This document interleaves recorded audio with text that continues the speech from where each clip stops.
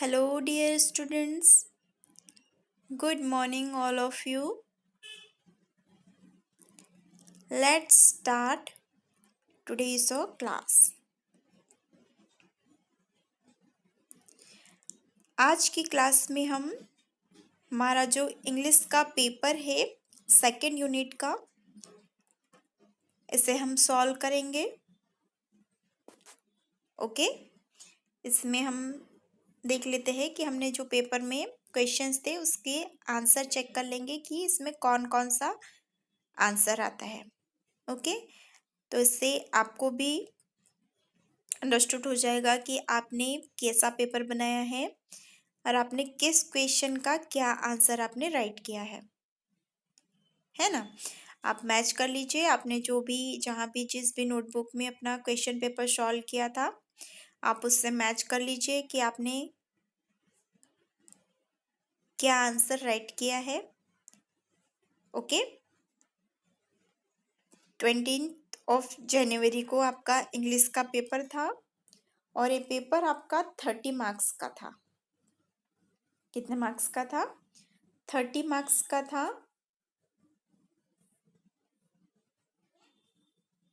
आप जब भी पेपर सॉल्व करते हैं तो एट फर्स्ट आपको अपना नेम राइट करना होता है, रोल नंबर राइट करना होता है, राइट। और जैसे आप पेपर देखते हैं, जब आप हमेशा एग्जाम्स देते हैं अभी, तो आपने देखा होगा कि यहाँ पर ये जनरल इंस्ट्रक्शन दिया होता है ऑल जो पेपर्स है सभी में, जितने भी पेपर्स है सभी में जनरल इंस्ट्रक्शंस दिए होते हैं। तो आपको एट फर्स्ट तो इन इंस्ट्रक्शन को अच्छे से रीड करना है। लाइक दिस इसमें दिया है जनरल इंस्ट्रक्शन में first, all questions are compulsory. Means आपके लिए सभी क्वेश्चन करना कंपलसरी है। मीन्स आपको ऑल क्वेश्चंस के आंसर राइट करने हैं। देन सेकेंड इंस्ट्रक्शन है read the question paper carefully. आपको जब भी किसी क्वेश्चन का आप आंसर राइट करते हैं उससे पहले आपको उस क्वेश्चन को केयरफुली रीड कर लेना है। मीन्स आपको पूरा क्वेश्चन पेपर केयरफुली रीड कर लेना है, उस क्वेश्चन को समझना है, उसके बाद ही आंसर राइट करना स्टार्ट करना है। Then third is write neatly and legibly. Means आप जब आंसर राइट करना स्टार्ट करते हैं तो आपको आंसर कैसा राइट करना है? Neat and clean hand writing में राइट करना है। ओके, जिससे कि जब आपके टीचर आपका पेपर चेक करे तो उन्हें समझने में कोई प्रॉब्लम ना हो। सपोज आप क्या करते हैं, मैक्सिमम स्टूडेंट्स को मैंने देखा है कि अगर कुछ रॉन्ग हो जाए तो वहीं पर गिच पिच करते हैं, इरेज नहीं करते हैं। आपको पेपर में बेटा पेंसिल का यूज़ करना है। अगर कुछ रॉन्ग होता है तो आपको उसे इरेज करके उसे फिर से राइट करना है। सपोज आपका वो प्लेस डर्टी हो गया है, वहाँ पर क्लियर नहीं दिख रहा है, तो उसके आगे थोड़ा आपको राइट करना है, वहीं पर उस डर्टी प्लेस में आपको राइट नहीं करना है। इससे क्या होता है कि जब हम पेपर चेक करते हैं, हमें सपोज अगर कोई स्पेलिंग समझ नहीं आई है ना, समझ नहीं आती है, तो फिर हम क्या कर देते हैं, उसे रॉन्ग कर देते हैं। भले ही आपने वो स्पेलिंग राइट किया हो, सही राइट किया हो, बट हमें वो स्पेलिंग अगर समझ नहीं आ रही है तो हम उसे क्या कर देंगे, रॉन्ग दे देंगे। तो इससे बेटर है कि आप neat and clean hand writing में आपको राइट करना है, एकदम साफ सुथरा, देखने से ही एकदम क्या हो जाए, वो समझ आ जाए कि आपने क्या राइट किया है ना। नेक्स्ट है read the answer carefully before submitting the paper. आप जैसे पेपर देते हैं ना, तो जब आप एंड में पेपर सबमिट करते हैं तो उससे पहले आपको अपना पूरा आंसर शीट रीचेक करना है।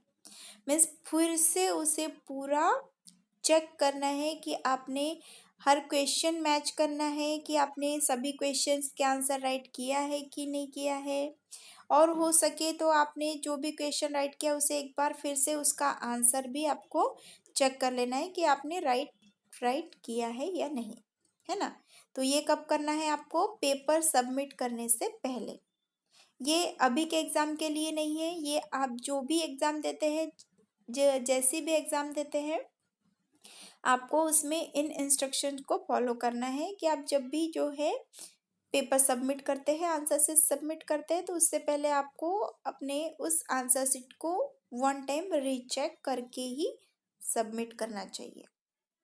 ओके, ये तो हो गया आपका जनरल इंस्ट्रक्शन। देन है इसमें section 1, section A. Section A में फर्स्ट क्वेश्चन है चूज द करेक्ट आंसर। ये आपका 4 मार्क का था। इसमें फर्स्ट है what is the sound made by a horse. इसमें आपको हॉर्स का साउंड राइट करना था कि हॉर्स कैसे साउंड करता है। Option A roar, option B neigh, option B hee haw, option D चर। तो आप सभी को बहुत ही अच्छे से इस क्वेश्चन का आंसर पता होगा, बिकॉज मैंने इसका बहुत ही अच्छे से रिवीजन आपको करवाया था, राइट। हॉर्स साउंड होता है neigh. Okay, option number B. Then the mother tiger hunted for. जो मदर टाइगर थी वो किसका शिकार करती थी। हंट मीन्स होता है शिकार करना। ऑप्शन ए काऊ का, ऑप्शन बी पिग का, ऑप्शन सी डियर का, या option D deer and pig का। तो हमने चैप्टर में रीड किया था the mother tiger hunted for deer and pig. ये इसका करेक्ट आंसर है। Then third one is the baby thinks the blank are real food. Baby क्या सोचती थी कि क्या रियल फूड है, किसे रियल फूड समझती थी। लीफ को, राइस को, पेबल्स को, या फिर स्टार को। तो the baby thinks pebbles are real food. Pebbles means पत्थर। उसे लगता था कि जो ये पत्थर है, पेबल्स है, ये रियल फूड है, मीन्स सचमुच का खाना है, और उन्हें क्या करती थी, ऐसे माउथ में लेती थी।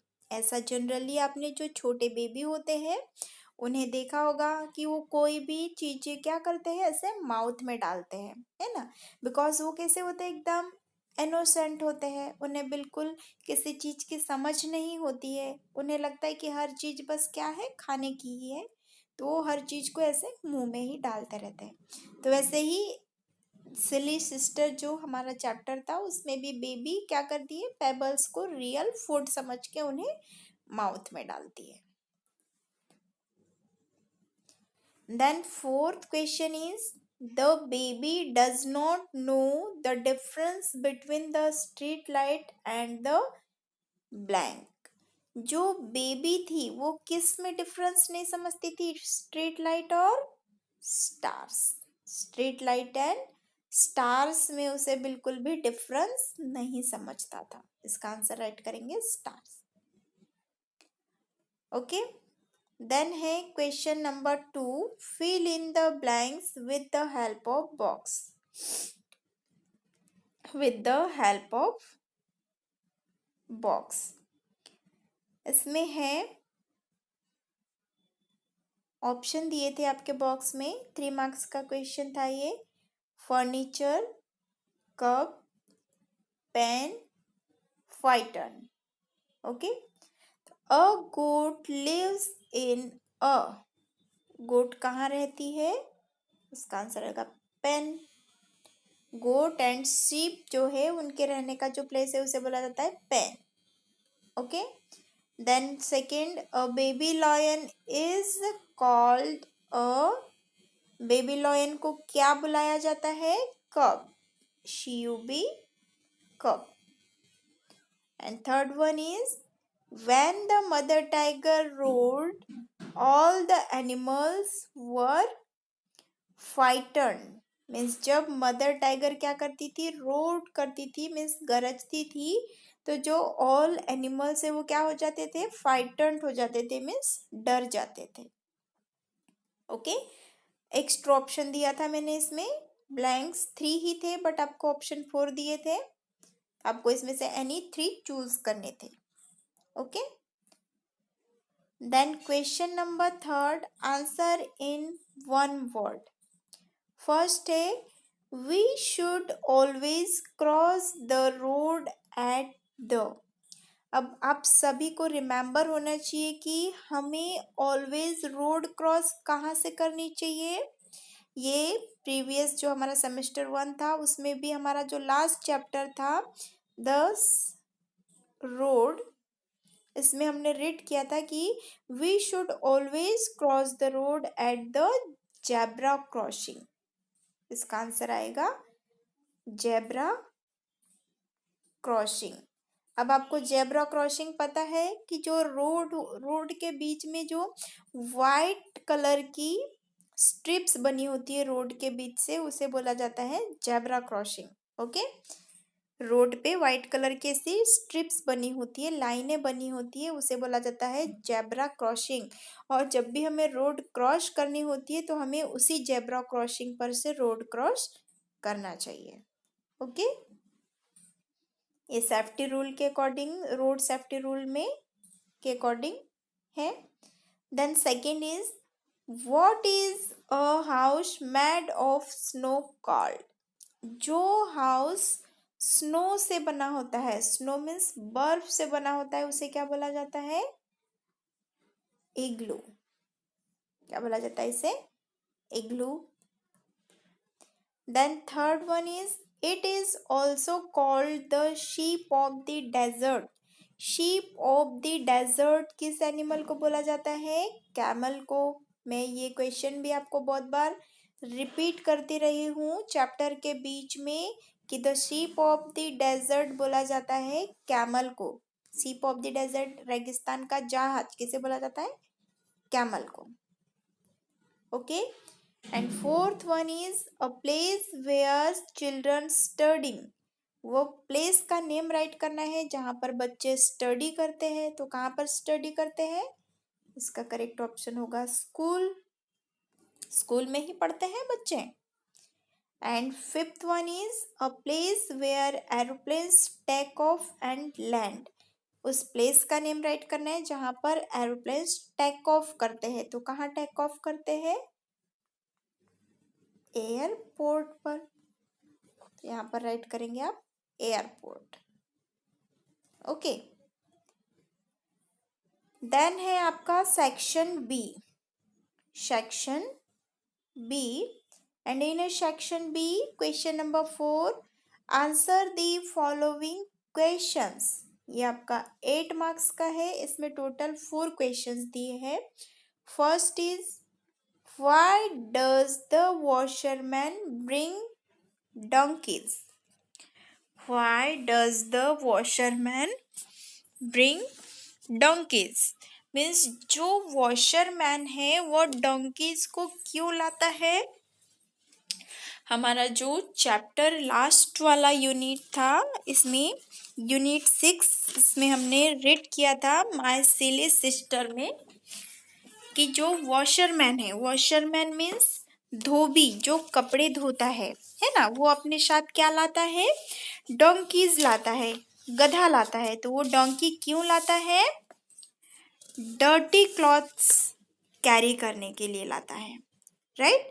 तो इसका हम आंसर कैसे राइट करेंगे? The washerman bring donkeys to take away the dirty clothes. Okay, then question number 2, why was the tiger cub frightened? Why was the tiger cub frightened? जो टाइगर कब है वो frightened मीन्स होता है डरना। क्यों डर गया था? बिकॉज उसने क्या देखा था? The tiger cub was frightened because he saw a bigger tiger instead of his mother. उसने अपनी मदर की बजाय वहां पर एक बड़े से टाइगर को देख लिया था। So that he was frightened, right? And question number 3, why did the child go with the puppy? Why did the child go with the puppy? जो चाइल्ड है वो पपी के साथ क्यों गया? The child went with the puppy because the puppy was going up the hills to roll and play, and the child too wanted to play.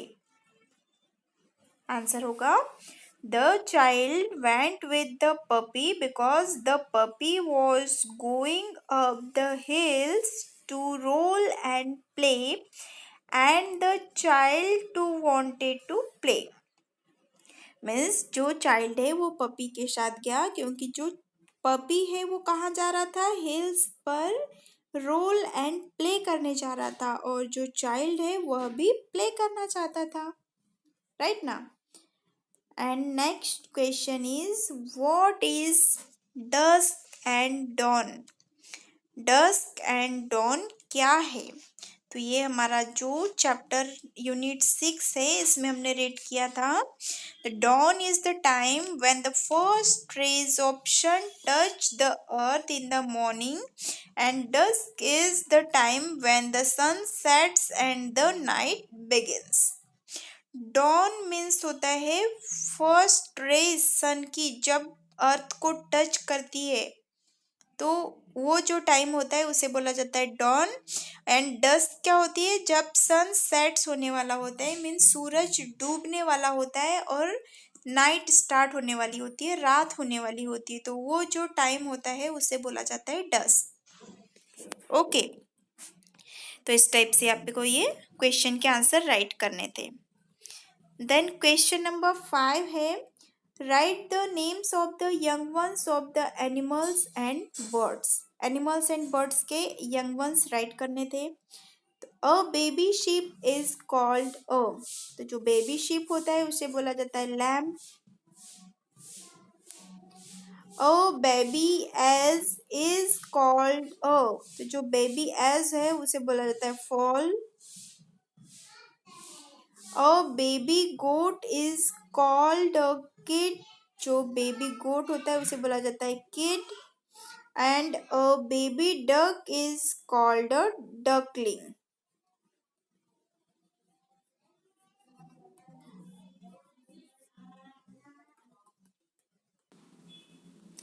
Baby duck को बोला जाता है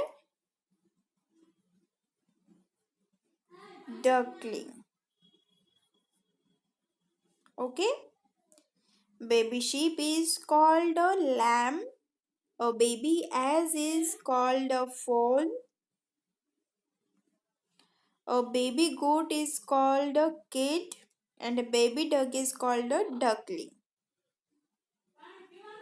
ओके, तो जो एज मीन्स गधा, एज मीन्स क्या होता है?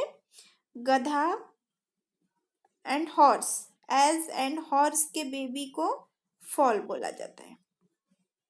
Okay, then section C, section C इसमें है question number 6 write the plurals of the given words. यहाँ जो वर्ड्स दिए हैं इनके प्लूरल्स राइट करने हैं हमें।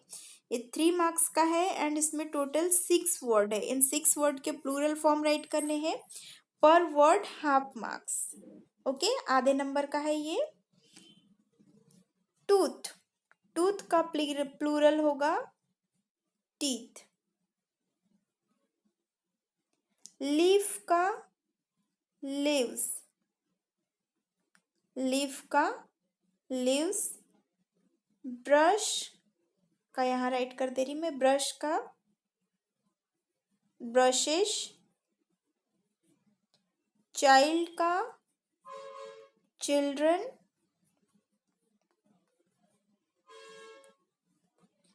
माउस का माइश। पेंसिल का पेंसिल्स। ओके, देन है question number 7 right the synonyms of the words. Right the synonyms of the words. Synonyms right करना है हमें। सिनोनिम्स मीन्स बताया था मैंने आपको, समानार्थी शब्द, समान अर्थ वाले शब्द, है ना, जिसमें वर्ड के स्पेलिंग तो डिफरेंट होगी, बस दोनों का अर्थ ही, दोनों का अर्थ कैसा होगा, दोनों की मीनिंग कैसी होगी, सेम होगी। ओके, तो इसके लिए यहाँ पर ऑप्शन दिए हैं, फ्यू वर्ड्स दिए हैं। सिंपल, लार्ज, सिंगल, सिली, फ्राइटन, अनहैप्पी। इसमें एक्स्ट्रा वर्ड दिए हैं। ओके, इसमें से आपको इन 4 के लिए वर्ड चूज करने हैं। अब बिग, बिग मीन्स बड़ा, इसका सिनोनिम होगा large.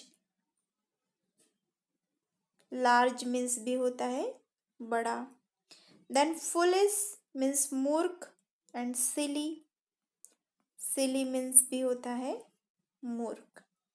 Then sad, sad means दुखी, इसका होगा अनहैप्पी, अनहैप्पी मीन्स भी दुखी। अफ्रेड मीन्स डरना, इसका होगा फ्राइटन्ड, फ्राइटन्ड मीन्स भी होता है डरना। ओके, ये आपको राइट करना था। देन आफ्टर आपका लास्ट क्वेश्चन था question number 8, list this animals under domestic animal and wild animal. यहाँ आपको एनिमल्स दिए हैं, इनमें से आपको domestic animal and wild animal की लिस्ट बनानी है। एलिफेंट, एलिफेंट है वाइल्ड एनिमल, तो इसे इस साइड राइट करेंगे, ELEPHANT, elephant. Buffalo domestic animal है, तो इसे इस बॉक्स में राइट करेंगे। जैकाल वाइल्ड एनिमल, तो इसे इस बॉक्स में राइट करेंगे। बियर ऑल्सो वाइल्ड एनिमल, इसे इसी के नीचे राइट करना है, यहाँ राइट कर देंगे bear. Then horse domestic animal है, तो इसे इस साइड राइट करेंगे डोमेस्टिक एनिमल में। And goat also domestic animal, यहाँ राइट कर देते हैं। ओके, तो ये थे wild animal and domestic animal की लिस्ट। तो इस टाइप से बेटा आपको अपना पूरा पेपर सॉल्व करना था। ओके, अब आप ये जो पेपर है इसके बेसिस पर भी आप अपनी मार्किंग डिसाइड कर सकते हैं, आप कैलकुलेट कर सकते हैं अपनी मार्किंग की आपने कितने मार्क का पेपर छुड़ाया है ना। तो ये मैं आपको जो सेकेंड यूनिट टेस्ट का हमारा पेपर था, ये मैं आपको पूरा सॉल्व करवा दिया है। आप वन टाइम फिर से इस पेपर को बहुत ही अच्छे से रीड कर लेंगे, बिकॉज अभी आपके सेमेस्टर 2 होंगे, सेमेस्टर 2 का एग्ज़ाम होगा, तो इसमें आपको यही यूनिट 6 से लेकर अब पूरा आएगा, जितना भी हमारे टोटल 10 यूनिट दी थी, जिसमें कि यूनिट 5 तक हमारा सेमेस्टर 1 में कंप्लीट हो चुका है। अब आपका जो सेमेस्टर 2 का एग्ज़ाम होगा उसमें आपका unit 6, unit 7, unit 8, unit 9 and unit 10, ये 5 यूनिट्स आपके किस में आएंगे, आपके सेमेस्टर 2 का जो पेपर होगा इसमें आपको ये 5 यूनिट्स से क्वेश्चंस आएंगे। ओके, तो इसके लिए आपको बहुत ही अच्छे से प्रिपरेशन करनी है। हो सकता है कि आपका जो सेमेस्टर 2 है वो स्कूल में हो, ऑनलाइन ना हो, बिकॉज अभी स्लोली अब स्कूल्स ओपन होने लगी है, तो आपको अपनी प्रिपरेशन करनी है। ओके, सेल्फ डिपेंडेंट होकर आपको अपने स्टडी पर फोकस करना है।